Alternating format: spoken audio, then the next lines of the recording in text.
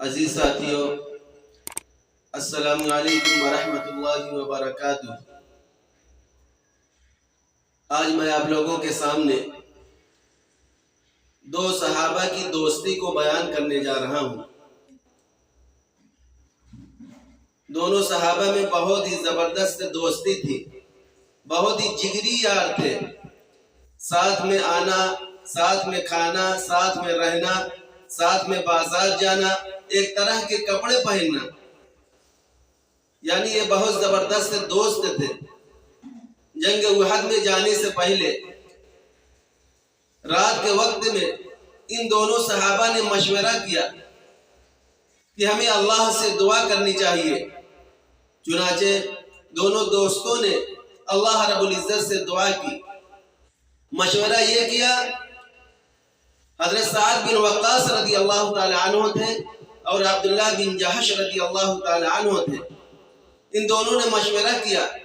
کہ سب سے پہلے اللہ رب العزت سے دعا مانگیں، اللہ رب العزت سے دعا کریں کہ کل جب ہم جنگ احد میں اترے، حضور پاک صلی اللہ علیہ وسلم کی عزت کو بلند کرنے کے لیے جب ہم کافروں سے لڑے تو اس کے لیے ہمیں پلاننگ کرنا چاہیے، ہمیں اللہ رب العزت سے دعا کرنی چاہیے۔ چنانچہ دونوں نے دعا شروع کی۔ دونوں نے یہ فیصلہ کیا، عبداللہ بن جحش رضی اللہ تعالی عنہ نے اور سعد بن وقاص رضی اللہ تعالی عنہ نے، دونوں نے یہ مشورہ کیا کہ ہم لوگ دعا کریں گے۔ ٹھیک ویسے ہی کیا۔ حضرت سعد بن وقاص رضی اللہ تعالی عنہ نے پہلے مصلی بچھایا اور مصلی بچھانے کے بعد دعا شروع کی۔ عبداللہ بن جحش رضی اللہ تعالی عنہ حضرت سعد بن وقاص رضی اللہ تعالی عنہ کی دعا پر مسلسل آمین کرتے رہے۔ حضرت سعد بن وقاص رضی اللہ تعالی عنہ نے فرمایا کہ اے اللہ، کل جنگ احد میں جب میں صفوں میں داخل ہوں تو میرے مقابلے میں کفار کا بہت بڑا جو ہے پہلوان میرے مقابلے میں اترے، اور جب پہلوان میرے مقابلے میں اترے گا تو اے اللہ، میں اس کو حضور پاک صلی اللہ علیہ وسلم کی محبت کے لیے، اسلام کے پرچم کو بلند کرنے کے لیے کبھی میں سامنے سے حملہ کروں، کبھی پیچھے سے حملہ کروں، کبھی داہنی طرف سے حملہ کروں، کبھی بائیں طرف سے حملہ کروں، اور اس کے اوپر تیر چلاتا رہوں اور مسلسل تیر چلاؤں، جس کے نتیجے میں وہ گھائل ہو جائے، زخمی ہو جائے اور تڑپ کر زمین پر گر پڑے۔ اور اس دعا پر مسلسل حضرت عبداللہ بن جحش رضی اللہ تعالی عنہ آمین کہہ رہے تھے۔ جب حضرت سعد بن وقاص رضی اللہ تعالی عنہ کی دعا مکمل ہو گئی، اب باری تھی عبداللہ بن جحش رضی اللہ تعالی عنہ کی۔ عبداللہ بن جحش رضی اللہ تعالی عنہ نے دعا شروع کی، اللہ رب العزت سے دعا کرنی شروع کی کہ اے اللہ، کل جنگ احد میں جب میرا مقابلہ کافروں سے ہو تو اے اللہ یہ کفار جو ہے کبھی مجھے آگے سے مارے، کبھی پیچھے سے میرے اوپر حملہ کرے، کبھی داہنی طرف سے حملہ کرے اور کبھی پیچھے کی طرف سے حملہ کرے۔ اللہ رب العزت نے دونوں صحابہ کرام رضی اللہ عنہم اجمعین کی دعا کو قبول فرما لیا۔ دونوں دوستوں کی دعاؤں کو اللہ رب العزت نے قبول فرمایا۔ کل جب مقابلہ ہوا، جب میدان جنگ میں حضرت سعد بن وقاص رضی اللہ تعالی عنہ اترتے ہیں، داخل ہوتے ہیں، تو حضرت سعد بن وقاص رضی اللہ تعالی عنہ کے مقابلے میں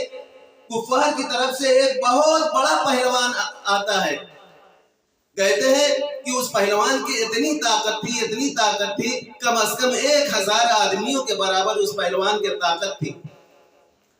جب وہ حضرت سعد بن وقاص رضی اللہ تعالی عنہ کے مقابلے میں آتا ہے تو حضرت سعد بن وقاص رضی اللہ تعالی عنہ اس پر تیر چلانا شروع کرتے ہیں۔ کبھی سامنے سے حملہ کرتے ہیں، کبھی پیچھے سے حملہ کرتے ہیں، کبھی داہنی طرف سے حملہ کرتے ہیں، کبھی بائیں طرف سے حملہ کرتے ہیں، جس کے نتیجے میں وہ کافر جو ہے تڑپ کر زمین پر گرتا ہے، اور پھر حضرت سعد بن وقاص رضی اللہ تعالی عنہ اس کے سینے پر کھڑے ہو کر فرماتے ہیں کہ اسلام کا پرچم بلند ہے، حضور پاک صلی اللہ علیہ وسلم کی عزت بلند ہے۔ اللہ رب العزت نے حضرت سعد بن وقاص رضی اللہ تعالی عنہ کی دعا کو قبول فرمایا، اور پیچھے سے حضور پاک صلی اللہ علیہ وسلم کھڑے ہو کر یہ نظارہ دیکھ رہے تھے۔ حضور پاک صلی اللہ علیہ وسلم نے حضرت سعد بن وقاص رضی اللہ تعالی عنہ کے بارے میں فرمایا، ارمی یا سعد، اے سعد تیر چلاؤ، میرے ماں باپ آپ پر قربان، بہت زبردست طریقے سے آپ تیر چلاتے ہو، آپ تیر چلاتے رہو۔ اللہ رب العزت نے حضرت سعد بن وقاص رضی اللہ تعالی عنہ کی دعا کو قبول فرمایا۔ اب نمبر تھا ان کے دوست حضرت عبداللہ بن جہش رضی اللہ تعالی عنہ کا۔ حضرت عبداللہ بن جہش رضی اللہ تعالی عنہ لڑتے لڑتے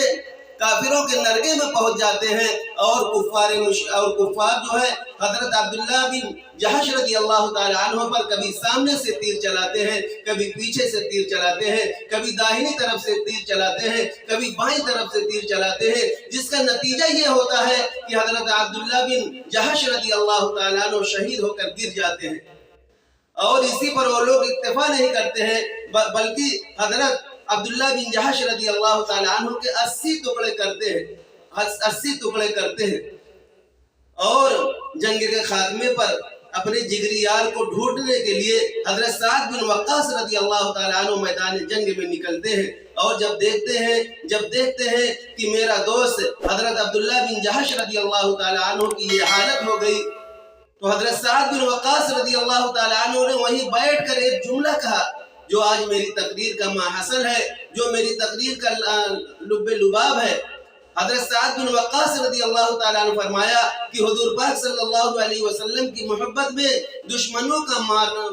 کو مارنے کا مزہ اور ہے، حضور پاک صلی اللہ علیہ وسلم کی محبت میں گھڑ کر مر جانا اور حضور پاک صلی اللہ علیہ وسلم کے قدموں پر جان دے دینا، اس میں اور مزہ ہے۔